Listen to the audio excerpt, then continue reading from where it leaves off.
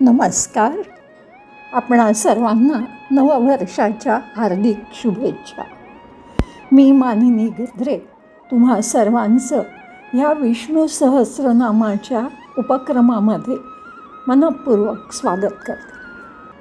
खरं तर हा उपक्रम हाती घ्यायला कारणीभूत ठरलं एक स्तोत्र. ते स्तोत्र असं होतं: औषधे चिंतयेत विष्णू भोजने च जनार्दनम शयने पद्मनाभं च विवाहे च प्रजापतिम युद्धे चक्रधरं देवं प्रवासे च त्रिविक्रमं नारायणं तनुत्यागे श्रीधरं प्रियसंगमे दुःस्वप्ने स्मर गोविंदं संकटे मधुसूदनं कानने नारसिंह च पावके जलशायिनं जलमध्ये वराहं च पर्वते रघुनंदनं गमने वामनं चैव सर्वकार्येषु माधवं षोडश एतानि नामानि प्रातरुत्थाय यः पठेत् सर्वपापविनिर्मुक्तो विष्णुर्लोके महीयते इति श्री विष्णु षोडशनामस्तोत्रं संपूर्णं. हे लहानसं स्तोत्र तेव्हा अनेक वेळा वाचताना मला असं वाटलं की निरनिराळ्या गोष्टी साध्य करण्यासाठी श्री विष्णूंची वेगवेगळी नावं सुचवलेली आहेत. मग मी विचार करायला लागले की हेच नाव या गोष्टीसाठी का सांगितलं असेल. या 16 नावांचा विचार करता करता मी सहस्रनामाच्या अर्थाकडे कशी ओढली गेले हे माझं मलाच कळलं नाही. मग त्या निमित्ताने केलेल्या अभ्यासातून जे काही ज्ञानकण प्राप्त झाले ते इतरांपर्यंत पोचवावेसे वाटले आणि म्हणूनच या उपक्रमाची सुरुवात केली. आज हा उपक्रम पूर्ण करण्यापूर्वी मी मुद्दामच आपला सुरुवातीचा पहिला व्हिडिओ तुमच्याबरोबर शेअर केला आहे आणि त्याच्यामध्ये मी छोटंसं स्तोत्र दिलं की ज्यामुळे ह्या सहस्रनामाच्या खोलात मी शिरू शकले. आता ते स्तोत्र पुन्हा आठवूया आणि त्यातल्या एकेका गोष्टीचा मला उलगडलेला अर्थ मी तुम्हाला आज सांगते आहे. तुम्हीसुद्धा त्याच्यावर विचार करा. अजूनही खोलात गेलात वेगवेगळे अर्थ तुम्हाला उमगू शकतात. आता ह्या मुद्दाम परत शेअर करायचं कारण असं की वेगवेगळ्या वेळेला आपल्या वेगवेगळ्या प्रॉब्लेम्सच्या वेळेला ही वेगवेगळी नावं घेऊन त्याचे परिणाम वेगळे होतात. जसं आपल्याला शरीराच्या वेगळ्या दुखण्यासाठी वेगवेगळी औषधं दिली जातात तसंच काहीसं हे आहे. सर्व काही तो विष्णूच आहे, पण प्रत्येक प्रकारच्या संकटासाठी आपल्याला विशेष नावाचा उच्चार जप करायचा सल्ला थोर संतांनी दिला आहे. म्हणून पुन्हा आपण मला उलगडलेले अर्थ पाहूया. पहिलं आहे औषधे चिंतयेत विष्णू. आता विष्णू म्हणजे त्रिमूर्तींपैकी एक, विश्वाचा संरक्षक आणि पालनकर्ता. तो सर्व शारीरिक आणि मानसिक व्याधींपासून आपलं रक्षण करणारा म्हणजे औषधच आहे. ओम विष्णवे नमः. दुसरं आहे भोजने च जनार्दनम. जनार्दन हा सर्वांचं मूळ निवास आहे, वाईटाचा नाश करून रक्षण करणारा आहे आणि म्हणून तोच आपलं भोजनात म्हणजे फक्त खाणं नाही तर डोळ्यांनी काय बघतोय, कानांनी काय ऐकतोय, हातांनी काय करतोय, ह्या सगळ्या गोष्टींबद्दल योग्य काय आणि अयोग्य काय याबद्दल तोच आपल्याला उपदेश करू शकतो. ओम जनार्दनाय नमः. तिसरं आहे शयने पद्मनाभं च. शयने म्हणजे झोपायच्या वेळी. शयन करणाऱ्या विष्णूंसाठी पद्मनाभ हे नाव वापरलं जातं. म्हणून आपल्या शयनाच्या वेळेला पद्मनाभाचा जप करावा. ओम पद्मनाभाय नमः. चौथं आहे विवाहे च प्रजापती. विष्णू हा जणू काही पूर्ण प्रजेचा पती, तिचा संरक्षण करता असतो. म्हणून विवाहासाठी प्रजापती. ओम प्रजापतये नमः. 5वं आहे युद्धे चक्रधरम देवम. आता चक्र हे मनाचंही प्रतीक आहे आणि ते एक शस्त्रसुद्धा आहे. आपल्या मनातल्या आणि बाहेरच्या युद्धासमान वाटणाऱ्या समस्यांसाठी चक्रधर. ओम चक्रधराय नमः. 6वं आहे प्रवासेच त्रिविक्रमम. 3 पावलांमध्ये 3 लोक व्यापणारा असा तो विष्णू. म्हणून प्रवासामध्ये त्रिविक्रमम. ओम श्री त्रिविक्रमाय नमः. 7वं आहे नारायणम तनुत्यागे. नारायण हा भौतिक गोष्टींच्या आसक्तीपासून आपल्याला मुक्त करतो आणि त्यामुळे सगळ्या इच्छा वासना आपल्या नष्ट होतात. त्यामुळे नॅचरलीच आपलं मन स्वच्छ होतं आणि अशा स्वच्छ मनाच्या सहाय्याने जर आपला देहत्याग झाला किंवा केला तर त्या परमात्म्याची प्राप्ती होणं सहज शक्य होतं.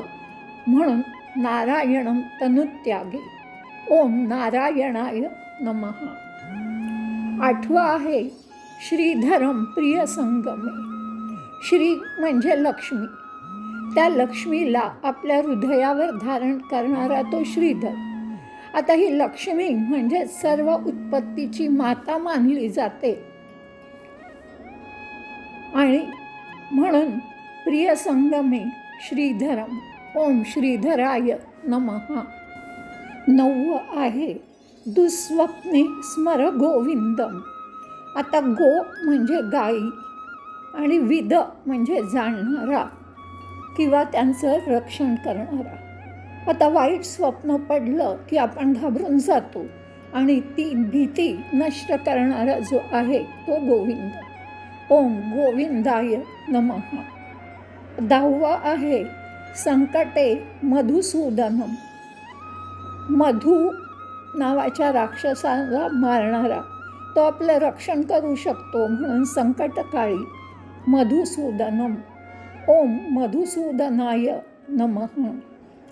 11वं आहे कानने नारसिंहच. कानन म्हणजे जंगल. तिथून जाताना काही संकट आलं तर आपल्या अंगात सिंहासारखं बळ पाहिजे, धैर्य पाहिजे म्हणून, आणि नरासारखं जागरूकता पाहिजे म्हणून नारसिंह. ओम नारसिंहाय नमः. 12वं आहे पावके जलशायिनम. पावक म्हणजे अग्नी आणि पावक म्हणजे पवित्र करणारा. तर हा जलशायिनम म्हणजे पाण्यात जो शयन करतो तो निश्चितच आगीपासून आपलं रक्षण करतो आणि तसंच वाईट गोष्टींपासून सुद्धा रक्षण करून तो आपल्याला पवित्र करतो. म्हणून पावके जलशायिनम. ओम जलशायिनाय नमः. 13वं आहे जलमध्ये वराहंच. हिरण्य राक्षसांनी जेव्हा पृथ्वीला समुद्रात लपवून ठेवलं होतं तेव्हा वराह अवतार धारण करून परमेश्वरांनी आपल्या दातांवर पृथ्वीला धारण करून वाचवलं होतं. म्हणून पाण्यापासून वाचण्यासाठी वराह. ओम वराहाय नमः. 14वं आहे पर्वते रघुनंदनम. ऋषीमुख पर्वतावरच सुग्रीवाला न्याय देण्यासाठी रघुनंदनाने वालीचा वध केला होता म्हणून पर्वते रघुनंदनम. ओम रघुनंदनाय नमः. 15वं आहे गमने वामनम चैव. वामन 2 पावलात पृथ्वी स्वर्ग व्यापून 3रं पाऊल बळीराजाच्या पुढे केलेल्या मस्तकावर ठेवून एक तर त्याचा गर्व नष्ट केला आणि त्याचबरोबर त्याला मुक्तीसुद्धा दिली. म्हणून गमने वामनम. ओम वामनाय नमः. आणि सगळ्यात शेवटी जे आपण प्रत्येक ठिकाणी वापरू शकतो असं नाव सर्व कार्येषु माधवम. माधव म्हणजे मधुर स्वभाव असलेला, शक्तिपूर्ण, लक्ष्मीचा पती, वसंत ऋतूप्रमाणे ताजा टवटवीत असा. म्हणून सर्व कार्यांमध्ये आपल्याला त्याचं स्मरण करून यश मिळवता येऊ शकतं. ओम माधवाय नमः. नमस्कार. आज आपला हा उपक्रम जो परमेश्वराच्या प्रेरणेने, गुरूंच्या आशीर्वादामुळे आणि तुमच्या सर्वांच्या प्रोत्साहनामुळे विना अडथळा पूर्ण झाला, म्हणून तुम्हा सर्वांची मी अत्यंत आभारी आहे. आज मुद्दामच व्हिडिओ करते. आधीसुद्धा व्हिडिओज करताना काही जणांनी सुचवलं होतं की तू आम्हाला दिसू देस, पण माझी इच्छा अशी होती की कुठेही तुमचं मन डायव्हर्ट व्हायला नको. सतत तो परमात्मा, तो विष्णू तुमच्यासमोर राहावा.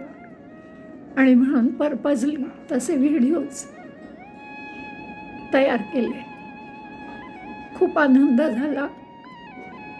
हा उपक्रम सुफळ संपूर्ण ह्यासाठी झाला असं मी म्हणते, कारण अनेकांनी ही नावं पाठ करायला घेतली, पाठ केली.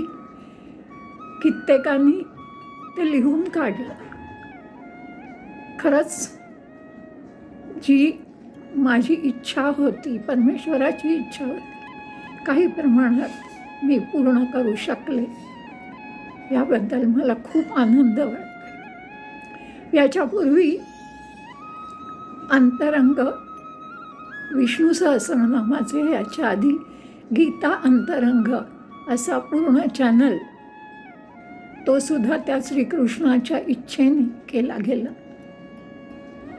सगळे व्हिडिओज यूट्यूबवर आहेत, पण ते ॲक्सेस करताना अनेकांना त्रास होतो.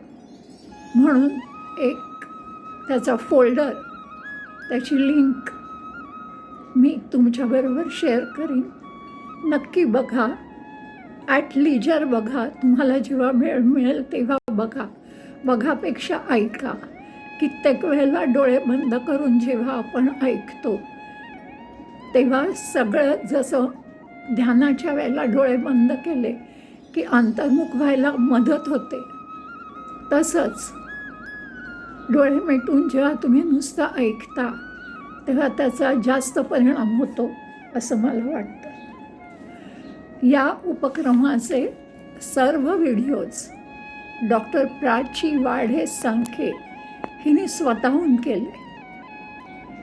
न सांगता प्रत्येक वेळेला तिचे व्हिडिओज आपण तुमच्याबरोबर शेअर करायच्या आधीच तयार असायचे. खूप खटपट करून हे व्हिडिओज तिने केले. तिचे मनपूर्वक आभार. आणि तुम्हा सर्वांचं असंच सहाय्य पुढेही जर मी काही उपक्रम परमेश्वराने सुचवले तर मिळत राहील याची मला खात्री आहे. आता हा ग्रुप मी ओपन करते आहे. तुमची फ्रँक ओपिनियन किंवा स्पष्ट मतं ही मला त्यातनं कळतील अशी इच्छा आहे. परमेश्वराचे तुमचे आशीर्वाद असेच माझ्या पाठीशी राहू दे, हीच शुभेच्छा. नमस्कार.